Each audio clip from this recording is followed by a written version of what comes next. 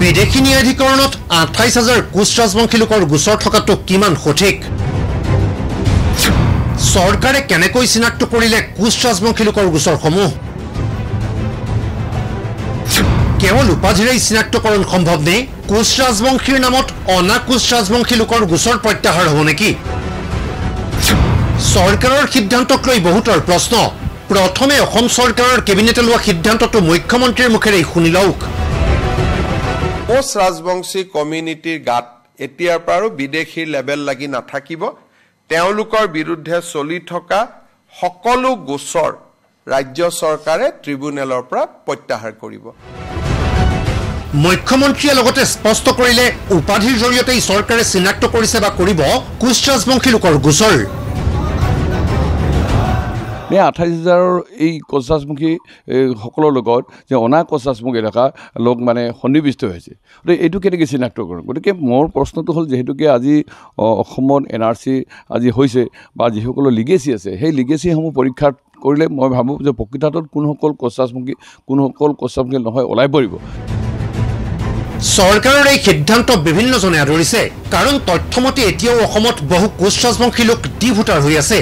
গোচৰসমূহ প্ৰত্যাহাৰ হ'লে পৰৱৰ্তী সময়ত ডি ভোটাৰৰ টেগ আঁতৰিব লোকসকলৰ পৰা। কোচ ৰাজবংশীৰ নেতা বিশ্বজিৎ ৰায়েও সেই কথাই ব্যক্ত কৰিলে যে আমি বিগত সময়ছোৱাত ইয়াৰ বিৰুদ্ধে মাত পাতিছিলোঁ। বিভিন্ন কোচ ৰাজবংশী প্ৰকৃতাৰ্থ খিলঞ্জীয়া মানুহক বিদেশী গোচৰ জাপি দিছে, ডি ভোটাৰ হৈছে। আমি সেইসকলৰ বিৰুদ্ধে আমি প্ৰতিবাদ কৰিছোঁ, গোচৰসমূহ প্ৰত্যাহাৰ কৰাৰ কাৰণে চৰকাৰে আমি সনিৰ্ণয় বিনয় কৰিছোঁ, আন্দোলনো কৰিছিলোঁ। কিন্তু এতিয়া শেহতীয়াভাৱে অসম চৰকাৰে যিটো সিদ্ধান্ত আমি ভাল পায়, কিন্তু যে প্ৰকৃতাৰ্থত সঁচাকৈ ২৮,০০০ লোক কোচ ৰাজবংশী হয় না নহয় তাত আমাৰ কিন্তু সন্দেহ আছে। গতিকে অনা কোচ ৰাজবংশী লোক যাতে এই ২৮,০০০ৰ লগত সাঙুৰি পেলাই তেওঁলোকে যাতে বিদেশীৰ পৰা মুক্ত হ'ব নোৱাৰে বা তেওঁলোকৰ বিদেশী গোচৰ প্ৰত্যাহাৰ হ'ব নোৱাৰে, সেই কথাটো মই ভাবোঁ যে NRC বা লিগেচিৰ জৰিয়তে এইটো মানে প্ৰমাণিক এটা সাক্ষ্য ল'ব লাগে বুলি মই ভাবোঁ। কিন্তু ডাঙৰ প্ৰশ্নটো হৈছে, চৰকাৰে কেনেকৈ চিনাক্ত কৰিলে কোচ ৰাজবংশী লোকৰ গোচৰসমূহ? উপাধি চাই সিদ্ধান্ত লোৱাটো সঠিক নে? এই প্ৰশ্নৰ অৱতাৰণা কৰিলে বিশ্বজিৎ ৰায়ে। মোৰ আজি উপাধি ৰায়, যে বেংগলীসকলেও ৰায় উপাধি লিখে, বৰ্মন লিখে, চৌধুৰী লিখে, মণ্ডল লিখে, বেপাৰী লিখে। অনুৰূপভাৱে উজনি অসমত আহোমসকলেও ৰাজখোৱা লিখে, নেওগ লিখে, আৰু কোচ ৰাজবংশী উজনি অসমত ডেকা লিখে, শইকীয়া লিখে, নেওগ লিখে, ৰাজখোৱা লিখে আদি বিভিন্ন উপাধি। যে আজিৰ তাৰিখত উপাধি একে থাকিলে বা উপাধি ৫৬জন থাকিলেই তেওঁলোকে কোচ ৰাজবংশী হ'ব নোৱাৰে।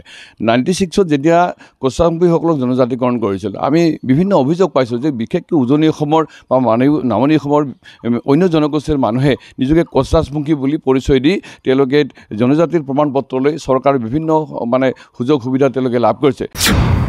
তথ্য অনুসৰি ৩১ ডিচেম্বৰ ২০২৩ পৰ্যন্ত ৯৬,১৪৯টা গোচৰ আছে বিদেশী ন্যায়াধিকৰণত। ২৮,০০০ গোচৰ প্ৰত্যাহাৰ কৰিলে থাকিবগৈ ৬৮,০০০ গোচৰ। বিদেশী ন্যায়াধিকৰণৰ তথ্যটো কোচ ৰাজবংশীৰ লোক বুলি নাথাকে পৃথক গোচৰ।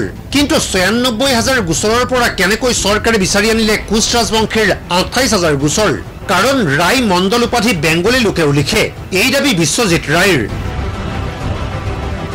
গতিকে আজি ২৮,০০০ কোচ ৰাজবংশী বুলি যিটো তেওঁলোকৰ বিদেশী চিনাক্তৰ বহিষ্কৰণ বা তেওঁলোকৰ ওপৰত আৰোপিত যিটো গোচৰ আজি প্ৰত্যাহাৰ কৰাৰ কাৰণে যিটো সিদ্ধান্ত হৈছে, মই ভাবোঁ এইটো বিচাৰ্যৰ এটা বিষয়। কাৰণ মই জনাত ২৮,০০০ লোক কোচ ৰাজবংশী বিদেশী নাগৰিকৰ ওচৰত গোচৰ পঞ্জীয়ন হোৱা নাই বা গোচৰ ভুৱা নাই।